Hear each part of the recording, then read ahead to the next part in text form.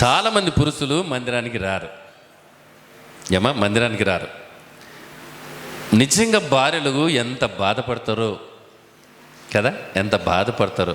నా భర్త కూడా నాతో పాటు దేవుని మందిరానికి వస్తే ఎంత బాగుంటుందని ఎంత ఆశపడతారో వాళ్ళు. కానీ వాళ్ళు రారు. కానీ వాళ్ళ బాధ వర్ణనాతీతంగా. ఎందుకు చెప్తానంటే, ఎంతమంది స్త్రీలు నా దగ్గర వచ్చి కన్నీరు కారుస్తారో, అయ్యా మా ఆయన మందిరానికి రాడు అంటే. వాళ్ళ బాధ ఏంటి? నా భర్త నాతో పాటు ఒక ఇద్దరు భార్య భర్తలు చక్కగా మందిరానికి వస్తున్నాడు, వాళ్ళని చూసి ఏడుస్తుంది ఆ స్త్రీ. నా భర్త కూడా వస్తే మేమిద్దరం మందులు గడుపుతాం కదా, ఆశ. అంటే వాళ్ళ బాధ, వాళ్ళ బాధ, వాళ్ళ బాధ.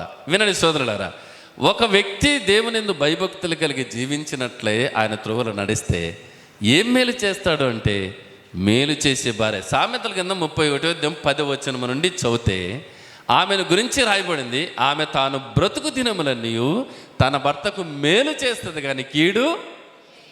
ఎంత బాగుంటుందో ఆ మాట.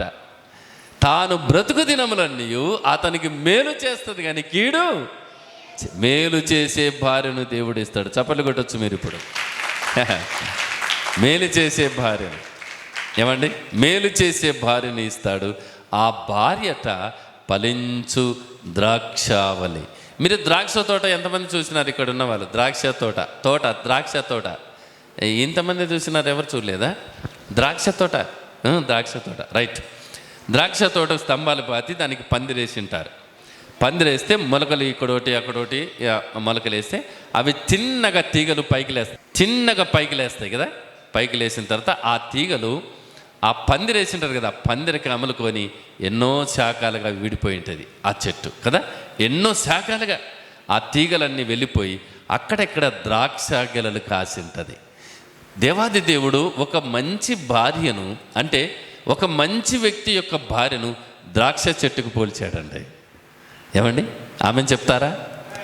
ద్రాక్ష చెట్టుకి అది ఒక చోట మొలకెత్తి ఎన్నో శాఖలుగా పందిరిలాగా మొత్తం విడిపోయి అక్కడక్కడ గెలలు కాస్తున్నాయి. ఇప్పుడు నేను అడుగుతాను, ద్రాక్ష పండు తినని వాళ్ళు ఎవరన్నా ఉన్నారా ప్రపంచంలో? అందరూ తింటారు. ఇంకో మాట కూడా చెప్తా, ద్రాక్ష రసము ప్రభువైన యేసుక్రీస్తు రక్తానికి మనం తీసుకుంటున్నాము. ఆమెను చెప్తారా అందరూ? ఏమండి, అంటే ఒక కుటుంబ యజమానుని యొక్క భార్యను అట్లా చేస్తానన్నాడండి.